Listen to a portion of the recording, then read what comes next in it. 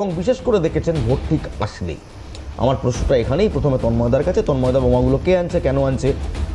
প্রথমেই বলবো আমি ইলমাজ, এই জিনিসগুলোকে কিন্তু একদম লঘু করে দেখবেন না। আমিও বলছি না এই পেটো বোমা, কারণ এই জন্যে যদি আপনি এবার কাউন্ট করতে আরম্ভ করেন দেখবেন আমাদের রাজ্যে এই পেটো বোমায় কতজন শিশুর মৃত্যু হয়েছে। তারা হচ্ছে খেলা করতে গিয়েছে, ওই বোমা হাত ধরেছে, ফেটেছে, মৃত্যু হয়েছে। আজকে হচ্ছে আপনি জানেন মিনাখায় একটি বাচ্চা মেয়ে মামার বাড়িতে বেড়াতে এসছে, মামা হচ্ছে এই পেটো বোম নিয়ে বাড়িতে রেখে দিয়েছে, সেখানে সেটা ফেটে বাচ্চাটির মৃত্যু হয়েছে।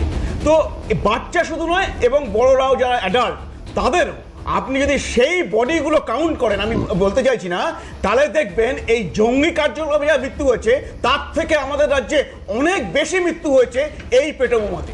এবং এই পেটো বোমাটা কাজে লাগে তৃণমূলে, তারা হচ্ছে ভোটের আগে এগুলোকে আরো বেশি করে মজুত করে এবং এগুলো নাকি শুনেছি একটা জেলা থেকে আরেকটা জেলায় বিক্রি হয়, যে একজন তৈরি করলো সে এবার অন্যজনকে বিক্রি করলো।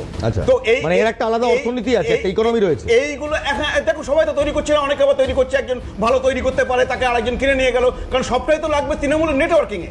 কারণ তারা আলটিমেটলি এগুলোকে ভোটে কাজে লাগাবে এবং একটা ভোট হওয়া মানে ভোটের আগে মৃত্যু হবে, ভোটের দিনে মৃত্যু হবে, ভোটের পরে মৃত্যু হবে, আমরা এটা দেখে আসছি। আমি একবার অনির্বাণের কাছে যাবো।